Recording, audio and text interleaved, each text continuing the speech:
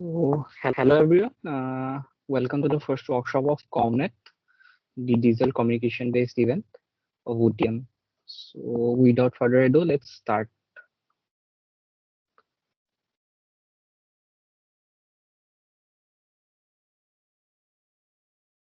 So, first the basics. What are the things which we'll need to learn in this for this event, and the what are the basic things? So, let's talk about that. First, the most basic thing will be communication, right? So, as it is a digital communication based event. So what actually is communication? So communication is a field that deals with the transmission of information from one location to another. Am I audible? Can anyone confirm that? हाँ भैया Audible है. Okay, so yes, so communication is basically basically deals with the transmission of information. So it deals with how we transmit the data. So what modifications and pre-processing we do with the data, and how efficiently and noiselessly we can transfer the data, right? So in today's world, we are dealing with the scales of data in petabytes and terabytes. So these are the smallest amounts, smallest sizes which we are dealing with. So in that case, we cannot transfer this data directly without pre-processing it, right? Because to transmit this data in such large amounts, it will require a lot of resources, and it will also be time consuming, and it will also be power intensive. So we need to pre-process this data, right? We need to compress it maybe and make it more immune to the noises and other external factors which can affect this data while we transmit it. So because of that, we cannot transfer it directly. And also another thing that which we need to consider is that suppose we're sending a radio signal which has an frequency f and the wavelength lambda, right? So to receive this signal, the receiving antenna must have a size of the order of lambda by 4. Now let's consider the most basic signal which you know, that is the audio signal. The audio signal, suppose the humans have a hearing range from 20 hertz to 20 kilohertz, right? So suppose we have a signal that is of 15 kilohertz. For that amount, for that size, for that frequency, the wavelength will be equal to lambda equal to c by f, where c is the speed of light and f will be the frequency, and it comes to around 20 kilometers. So accordingly, the size of the receiving antenna must be lambda by 4, that is 20 by 4, that is equal to 5 kilometers. So as you can see, can we have an antenna which has the dimensions of 5 kilometer, right? It's not possible to manufacture it physically. So for that reason, we cannot transmit an audio signal directly. So we have to convert it into an to first before we transmit it. Also another factor that comes is the noise. There are lots of external factors while we transmit a signal. The noises, they can affect the signal very much. So we have to take preventive measures to for the for that purpose. So because of this, direct transmission is not possible. And also for as we know, the image like JPG format, right? It is a compressed format of the image. So instead of transferring that image directly, we are compressing it, right, before transmissions. As large amount of data cannot be transmitted without heavy load to the resources and such. For all these reasons, pre-processing of the signals, pre-processing of the data is a must before it is transmitted. Moving on to the next slide. So we have talked about processes, right? So what are the basic processes that a signal undergoes before it is transmitted? First, we come to source coding. As it here states, compress the data for efficient storage and transmission. suppose we have a message signal which comprises of all the English alphabets A to Z, right? So as we all know, the frequency of letters for each frequency of occurrence of each letter will be different, right? Suppose the letters like Q, Z, etc., they will occur less frequently as compared to other letters like A or E. So if we are mapping each letter to a bit stream of equal length, suppose we have an element and a bit stream of n length which we are using to map each letter. Suppose n is equal to 4.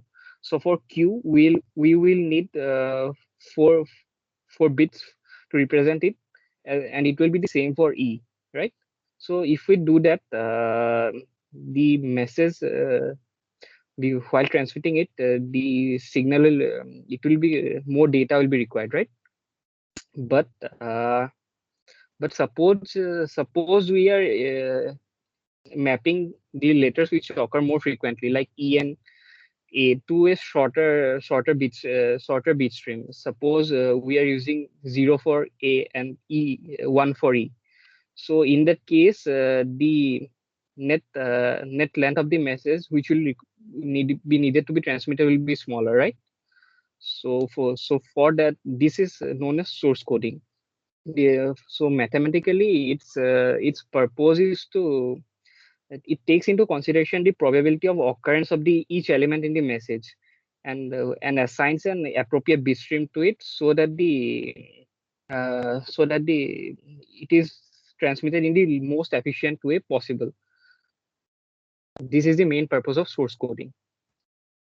Next, we come to channel coding.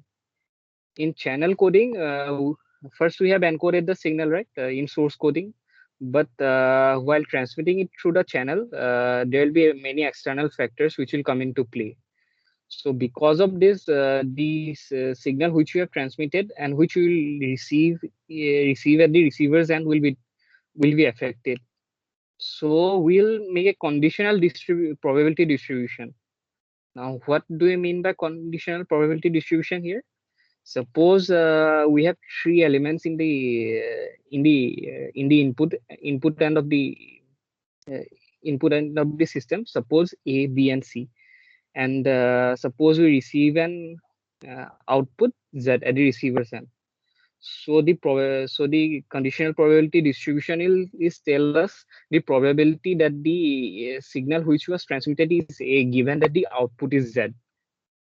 So basically, uh, the purpose of channel coding is to reduce the number of errors to reduce the number of errors while transmitting the signal, and to send the message at the maximum rate possible. Next, we come to modulation.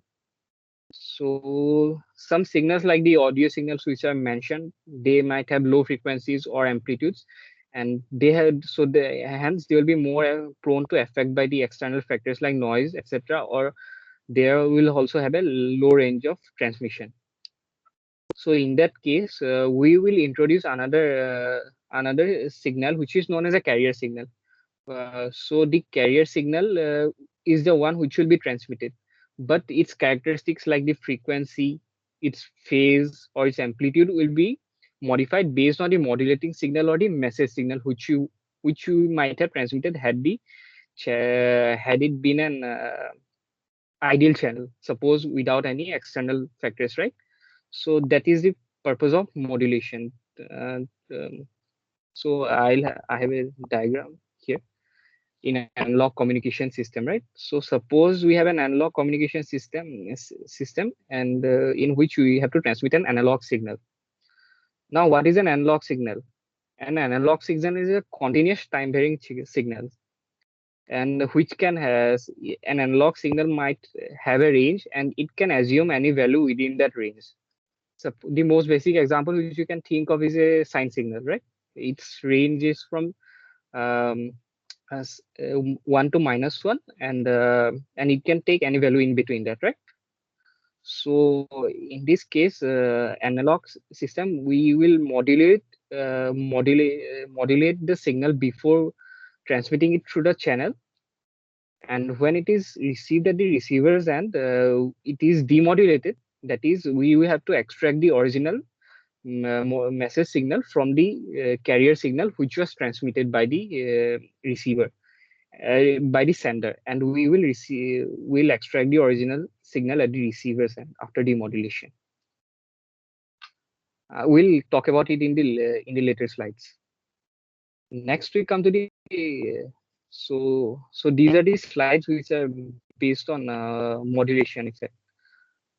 So in the first image we can see the carrier signal. uh, I don't believe you can see my pointer, but if you follow my instructions you can see it. The carrier signal which you can see is a high frequency signal, right? The signal below it is the modulating signal, which is a low frequency signal compared to that. In amplitude modulation, we can see that the amplitude of the carrier signal is being changed based on the amplitude of the modulation signal. So this will be the so this modulated carrier signal will be transmitted by the sender, not the modulation signal or the message signal. After this amplitude modulated carrier signal is received at the receiver's end, the original modulation signal can be extracted after demodulation. So we have talked about I told that the characteristics of the carrier signal will be changed, right? So below the first image there are three modulation techniques which are being shown. First is the amplitude modulation. As we can see, the amplitude of the carrier signal is being changed according to the modulation, in accordance with the modulation signal. In the next frequency modulation below, the frequency of the carrier signal will change based on the modulation signal. In the next phase modulation, the phase is being changed. As you can see at the step down part, the phase undergo there is a phase change of 90 degrees. And similarly, the next step up phase, there is another change of 90 degrees in the phase. We'll get to it in the later slides again, so don't worry about that. Next, moving on. So next we come to the digital communication system, which basically this event is based on. So suppose we have a message ABCA, right?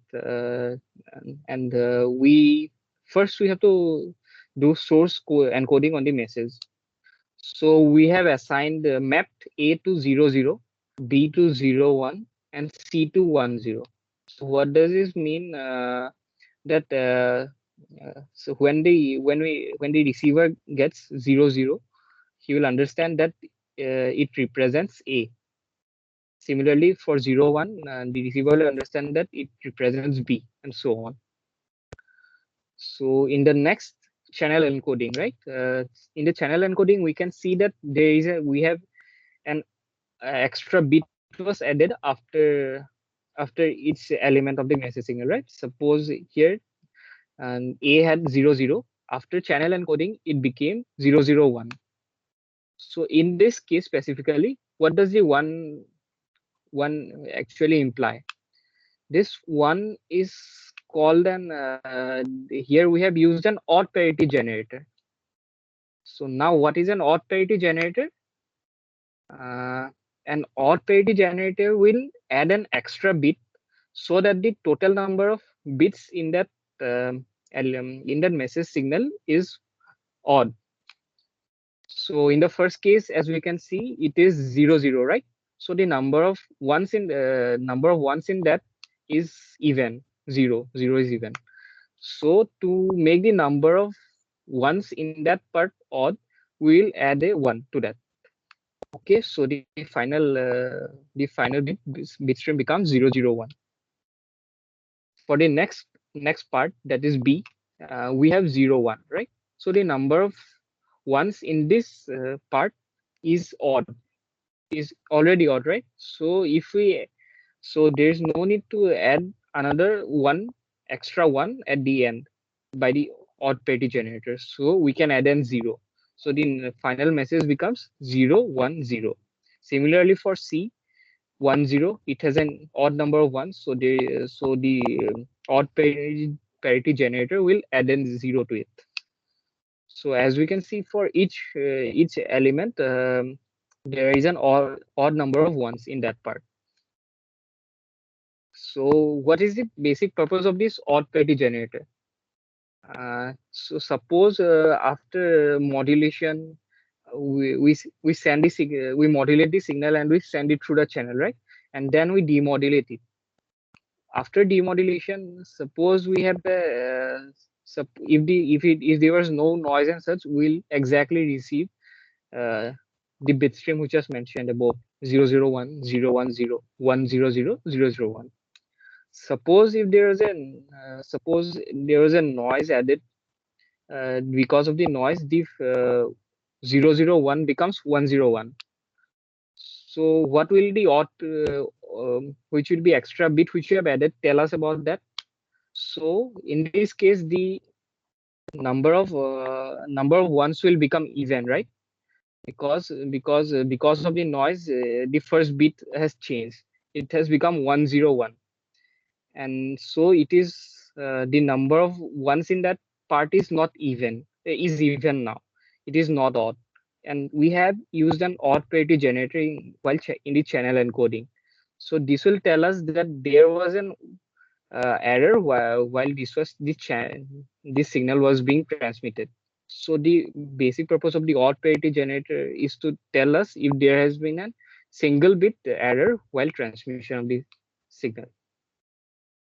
We'll again talk about it in the later slides. So,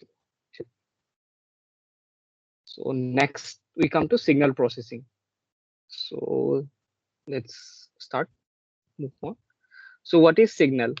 In most basic terms, a signal is a function which represents a value of anything. Suppose it can represent temperature, it can represent voltage, it can represent current, etc. So signal, it can represent a mathematical model of a varying physical quantity, as it says here. So signal can be a function like suppose we have this recording, this message which is being recording right now. So for each when we'll view it afterwards, for each instant of time there will be some audio for that, right? So that part will be the function, that part will be audio signal, right? And it is, therefore it is a function of time. So it can also be the output of a sensor like temperature, electric thermometer. There are thermometers which can record the change in temperature in a maybe an substance or a solution over a period of time. So hence and there'll be we'll get a temperature based signal whose output will change based on time. Next, we come to the types of signals. So based on one classification, signal can be said to be analog or digital, right? So what's an analog signal? So let's move on to that. So analog signals are signals which are basically continuous and time varying. Suppose and can have any value in a range. Most basic example which is, suppose something, right? And we have a signal s equal to sine t. So each sign has a from -1 to 1. So it can take any value within the range, right? And it is continuous at all instants of time. So we'll get a real value at each instant of time, and its magnitude will vary continuously. While meanwhile, in digital signals, it can only have a set of discrete values. Suppose we have a light bulb, right? So we assign off to 0 and on to 1. So at any instant of time, at any instant of time it can only have one of the two values, right? It can either be on or it can either be off. 0, 1. Uh, the gears of a car. It can have, suppose it is a 5 gear car, 1, 2, 3, 4, and 5. So there are only 5 distinct values which it can take, right? So it's basically distinct. There are only distinct set of values which it can take. So that is basically a digital signal. So as it says here, digital means made of digits, right? So and digits. So here we have some basic analog and digital signals which we have been shown here. So as we can see, and in the analog signals, they are continuous, and they have a, they are varying with respect to time, and they can take they are taking an infinite number of values. There are no discrete values which are being taken signal, which you can see here.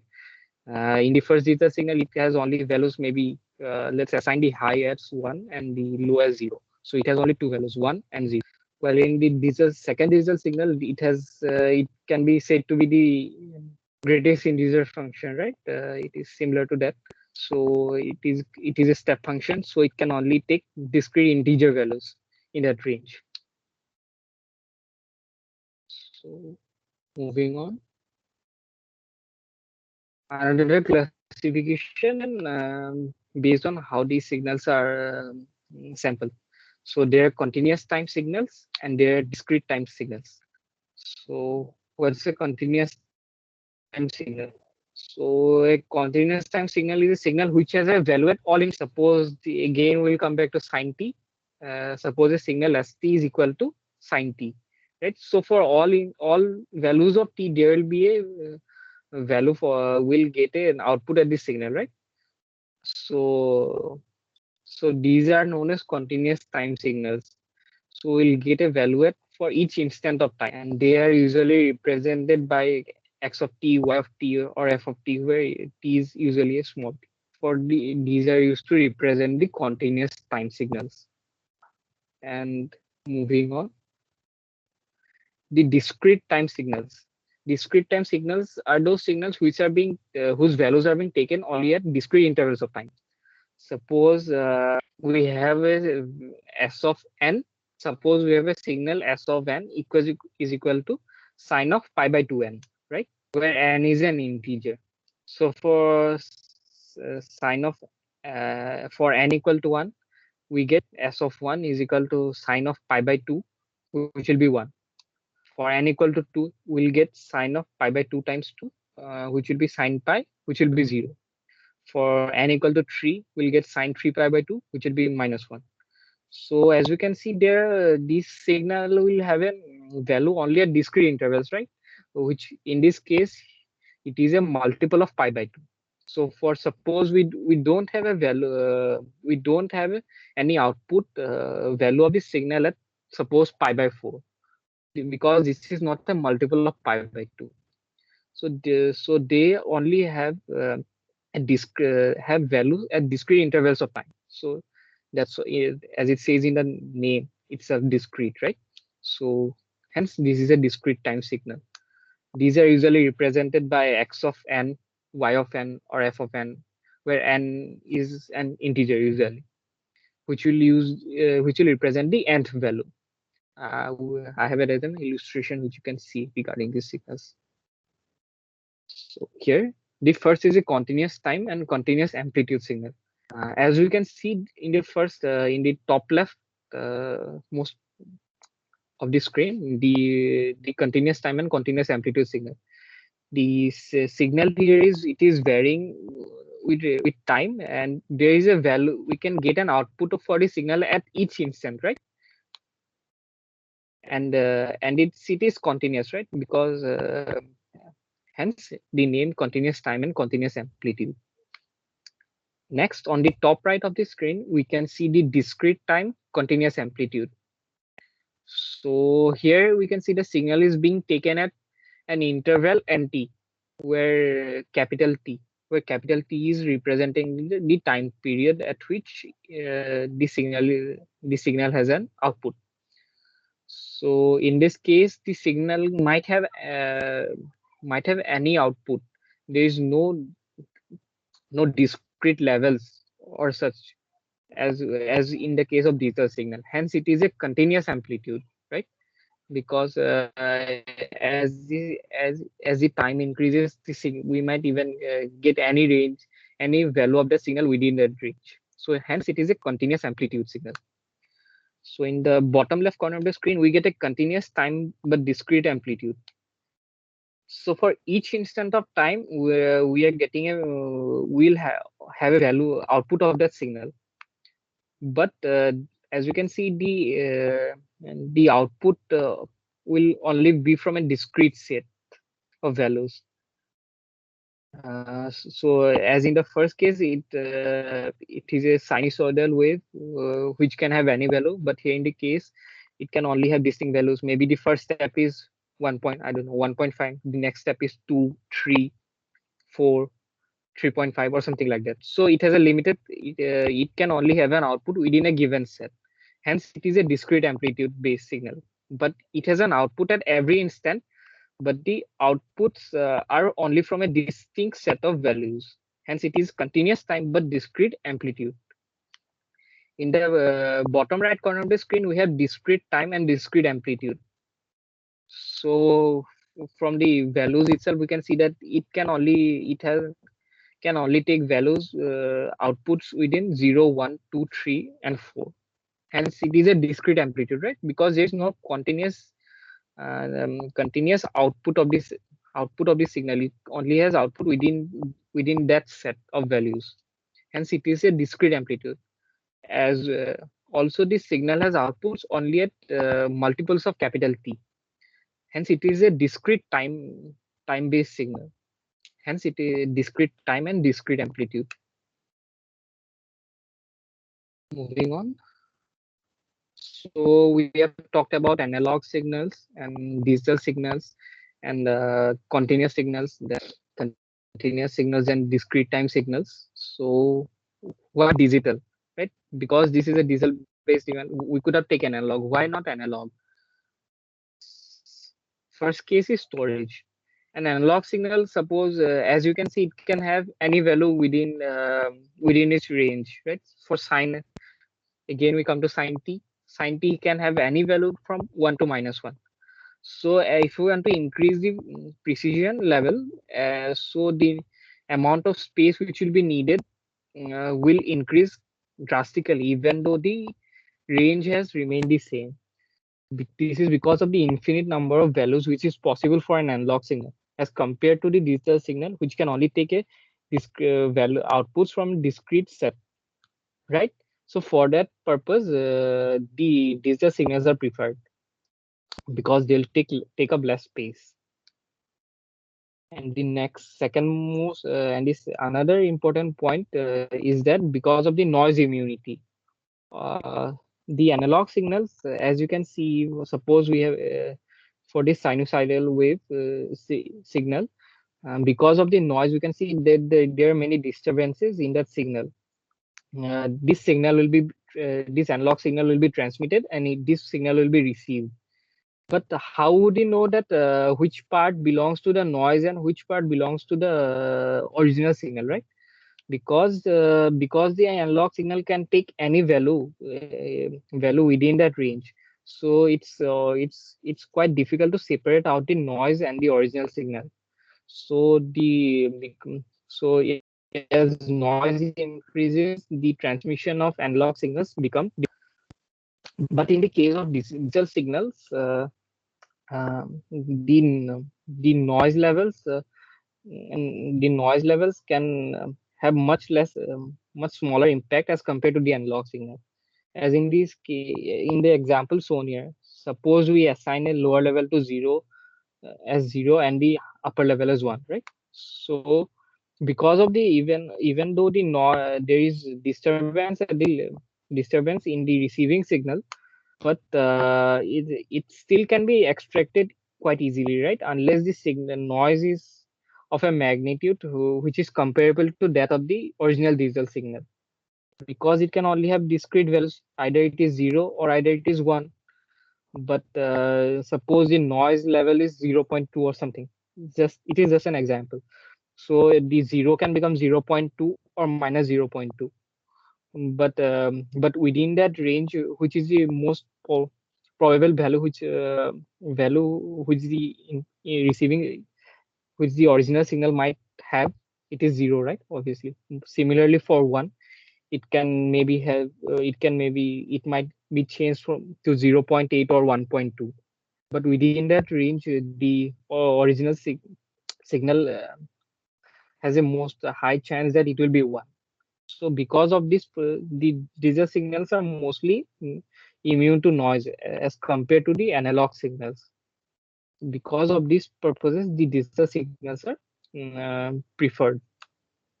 So now I hand over to Hari.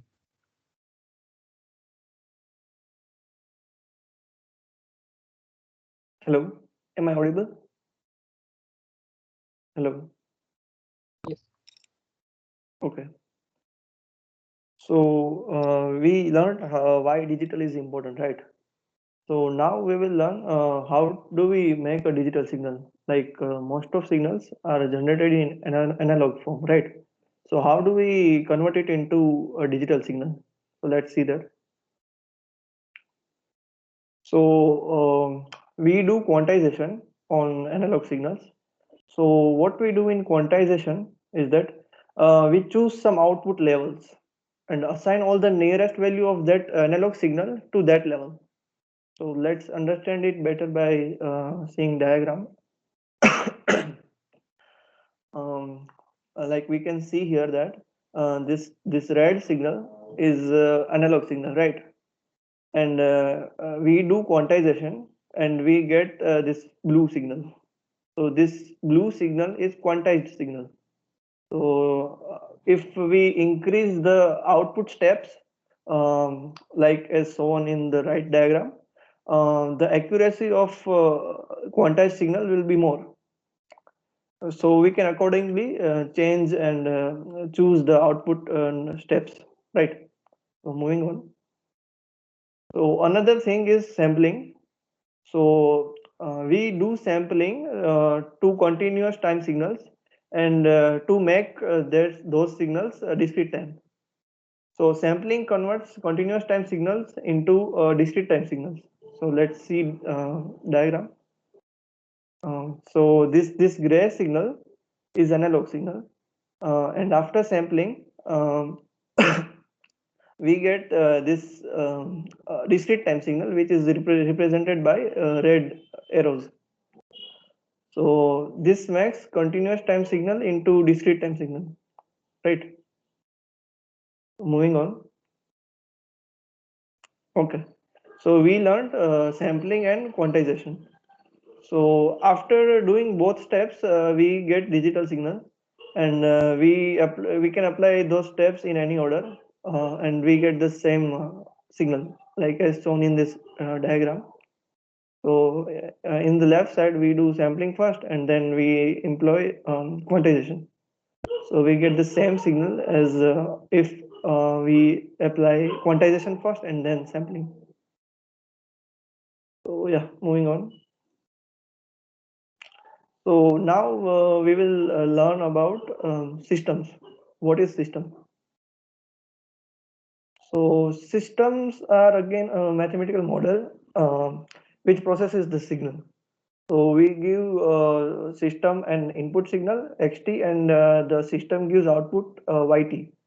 So it takes in a signal and gives another signal as output. So let get deeper into that. Um, So we can mathematically represent system t as t of xt equal to yt. So here xt is input signal and yt is output signal. So t of xt equal to yt. So we can represent systems like this. So let's take an example. If the system t squares its input signal, Then we can represent that system as shown here, t of xt equal to yt equal to x of t whole square. So this system squares the input signal and gives the squared signal as output. So this is how we can represent it. Moving on. Now we will see some examples of systems. Moving on. So this is an example of an amplifier system. So amplifier takes input as xt and gives output as a into xt. So here uh, this diagram shows V in, which is input signal, and V out is output signal. So amplifier is basically a system which amplifies the amplitude of input signal. So let's see another example. Um, so this is a time scaling system. So time scaling system takes input as xt and gives output x of a into t. So we know that if a is greater than 1, then this system shrinks the input signal. But if a is less than 1, then this system expands the original signal. So here this diagram shows original signal is red signal, and this blue signal is time scale signal. So here a is greater than 1, right? So this is simple. This simply processes the signal and does transformation to input signal. So this is a time scaling system, right? Uh, so moving on. Here there are some classification of systems. So let's understand what is linear system. So uh, uh, a system is a linear system if it satisfies this condition, uh, which is here H is a system, right? So if input is x, if this system takes only x1t as input, then it gives our output y1t. If this system H takes input only x2t, then it gives output y2t. Now, if we input this system, an input signal which is composed of ax1t plus bx2t, so this whole signal is input, then the output will be ay1t plus by2t if this system H is linear. So for a system to be linear, this condition must be satisfied. Um, yeah. So this is condition for linear system. Now time invariant system. Um, uh, the systems which does not change its behavior while delaying the input of input signal, those systems are called time invariant systems. So time invariant systems, like if we delay the input signal by time amount d, so input signal will be x of t minus d, right? So this system will output the signal y of t minus d. So here if the input signal is delayed, then the output signal is also delayed. Yeah. So such systems are called time invariant systems. Moving on. Now we will mostly deal with linear and time invariant systems, which are called LTI, which is linear time invariant systems. So yeah, so most of the systems in real world are LTI systems. Okay, so moving on. Till now, we will now study frequency domain analysis. So till now, we just dealt with different signals in time domain only. So from now on, we will study frequency domain also. So let's see what is that. Um, so actually, when we start studying frequency domain analysis, the frequency domain analysis of periodic signals is more easier, kind of. So we firstly study Fourier series. So Fourier series basically works on periodic signals only. So let's see what is periodic signal. So every periodic signal repeats itself after some specific time interval, right? Which is called period. So frequency is 1 upon time period. It's so simple and easy, right? So moving on. Yeah. So when we study the frequency domain of a signal, um, we represent that signal as x of f, where f is frequency, and x of f will be something in mathematical formula, which will be expressed in terms of f frequency. So we till now we have seen the signals in time domain only. So there were signals like x of t equal to sine t, x of t equal to cos t. So all the signals were represented in terms of time only. So, but same signals can be represented in frequency domain, like capital X of f. So, how can we convert these signals x of t into x of f? So, for that we basically use Fourier series and Fourier transformation. So this diagram shows how this conversation can be like imagined. Like this red signal is an analog signal which is comprised of various frequency components.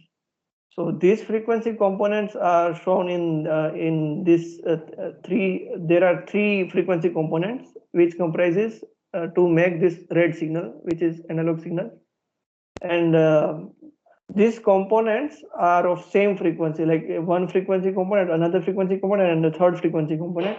So its frequency domain will be generated like this, as shown in this blue diagram. So this is frequency domain of the same signal, right? I hope you kind of got the idea. Moving on. Yeah, so let's study Fourier series. How do we convert exactly the x time domain into frequency domain? So, so what is Fourier series? So Fourier series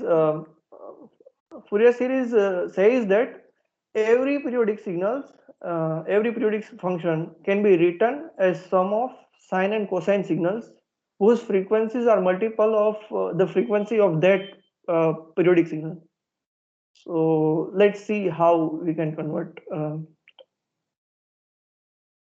So here ft is a periodic signal, and we can obtain Fourier series of that signal as shown in this first equation.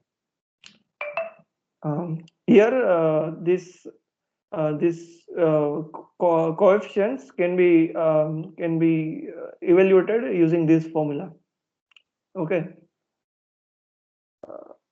So moving on. So why is it useful? I have already discussed that we need to analyze the frequency domain, right? So that is the main purpose why we are doing this. So, um, you guys must be familiar with filter. So what filter does is filters out some frequency components, some unwanted frequency components. Like so, how do we study these filters? We analyze the frequency domain of signals, and we see how filters are impacting on different frequency components. So in study of filters and all, we need to study frequency domain and learn how we can convert time domain into frequency domain. So Fourier series was applicable for periodic signals only, but Fourier transform is applicable on any signal, like for a periodic signal also. So Fourier transform is like a straightforward formula which you can use to convert time domain into frequency domain. So this formula is given at the bottom of this slide. Uh, so we can obtain x of f, which is in frequency domain, from x of t by using this formula. So x of t into e of minus 2 pi j of t, which is integrated from minus infinity to infinity, and we get frequency domain of the signal. And we can conversely, like we can reverse this conversion by using this formula, which is x of f into e to the power 2 pi j of t, and we can integrate it from minus infinity to infinity, and we will get x of t, which is in time domain. Okay. So for now, you just will have a basic idea of this, but we will share the resources and examples of this conversion, so you will have a better idea. Okay. So moving on. So yeah, that's it for today, I guess. And uh, and what next? From upcoming workshop, we will see different signals on MATLAB. We will plot them, and we will learn about modulation, demodulation, and we will simulate all the process on MATLAB, and we will learn Huffman coding, which is very popular source coding. So yeah, we will do these things in upcoming workshop. So yeah, so thank you. That's it, I guess. Yeah, we'll take the Uh, doubts. We have a couple of doubts in chat, so we'll start with them, I yes, guess. and another thing which regarding MATLAB, right? The Linux part will get back to you later. For the Windows guys, we have shared the drive link, right? In that there is a PDF which in which the all the instructions regarding the installation is being has been given in that. So I don't think you guys should have any issues. If there are any issues, you can contact the co-coordinators, Charu and Kumar. So so they will guide you regarding the installation if you have any doubts.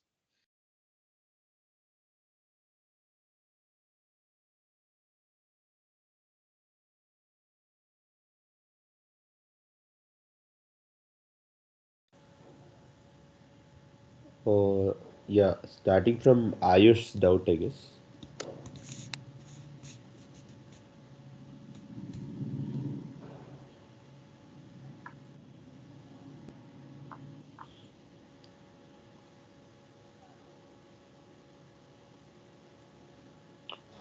So how did the Fourier transfer formula came? So it was studied and invented by this man, um, Jean Webster, Joseph Fourier. He did research and just came up with this formula. So I mean, there are proof of this equation, but it's like too intimidating, and we don't need to go in deep of like. So we don't have to go very mathematically into that. We'll share you some resources. You can see how this conversion is done. Um, these are like not so difficult. Um, you will have idea when we will share you resources. So don't worry. Yeah. Proof is beyond the Yes, scope of our you workshop. might say the proof is beyond the scope of our workshop, and it's not required actually for this workshop. So it will and it's a bit lengthy, so it will take a bit of time, I guess. So we will share you the PDF, we will share the resources regarding that, and if you guys want, we can explain it to you in the next workshop, I guess. Yeah. Uh, for the second doubt, regarding discrete time signal, discrete amplitude, and discrete time continuous amplitude, right? Let me get that.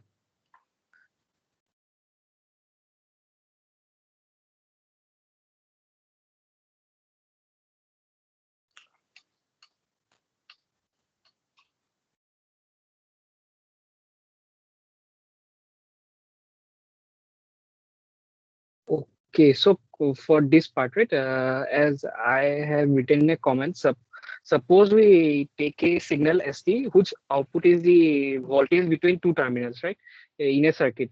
So maybe we take the output every 10 seconds. So it will be a discrete signal, right? So because we have an output after every and after an interval t, capital T. So now so now in this case, by changing the resistors or the capacitors or something like that, we can change the value of this output, right? Because the voltage can change with respect to that. So so it can take any value. Suppose it can take 0.2, it can take 0.1, it can take 0.22. So there is no any bar or restriction regarding the type of value it can take, I guess. There might be a range restriction, but other than that, it can take any value. Discrete time continuous amplitude. So continuous amplitude here refers to that it can take any distinct value within the range, I guess. But in the discrete time and discrete amplitude, uh, suppose as I have explained, again I'll take the example of a car of the car gear, right? One, two, three, four, five. So suppose we are measuring the gear the car is at every 10 seconds. So it can only have five values, right? If we even go for a very long time up to infinity, it can only have five values within that. That one, two, three, four, or five. So it cannot have any other value other than that, right? So it is from a distinct set, I guess. So hence it is discrete time and discrete amplitude. But for the first example, I mentioned the amplitude, it can change with respect to time. There is no restriction on the values. It can take an infinite number of values within a range, I guess. So hence it is a continuous amplitude, and the other is a discrete amplitude. Is your doubt clear, Ankur?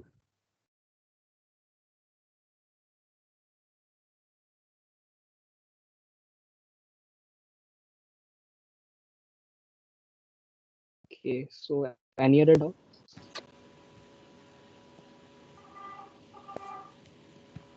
Any other doubts, you're free to ask now, guys. Otherwise, and also the feedback form will be posted a few minutes later. Please do respond to the feedback form about how today's workshop was. Otherwise, I guess they're free to go if they don't have any doubts. Yes. So did anyone try to install MATLAB, or did they get any error while doing so? Because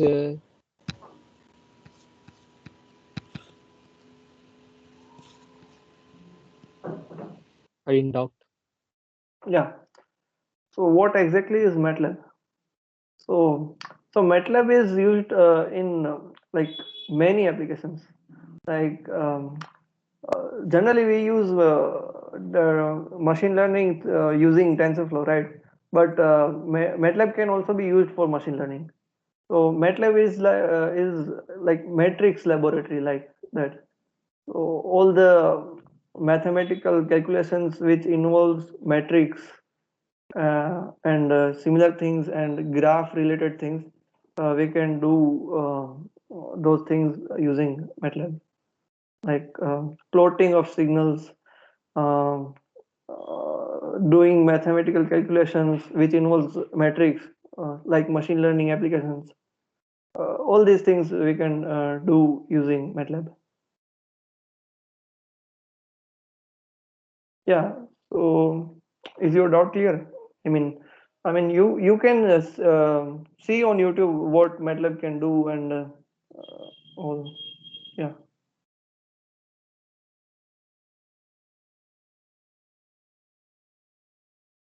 Any other doubts?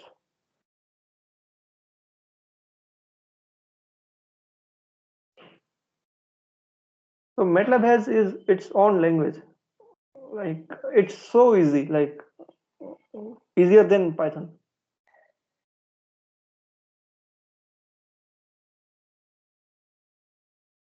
So I can say like MATLAB has its own syntax, not language. Yeah, the slides Yeah. and all the resources, other resources will be posted to the Udyam'21 Commnet channel. Please do check it by tonight.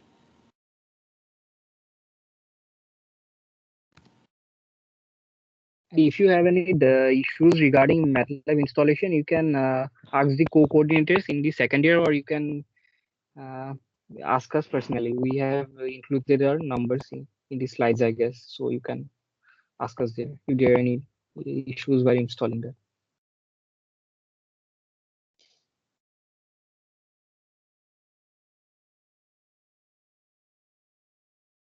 So if there any no other doubts, then we can conclude, I guess, Dinesh. Guys, yeah, any more doubts? Please do ask, or otherwise,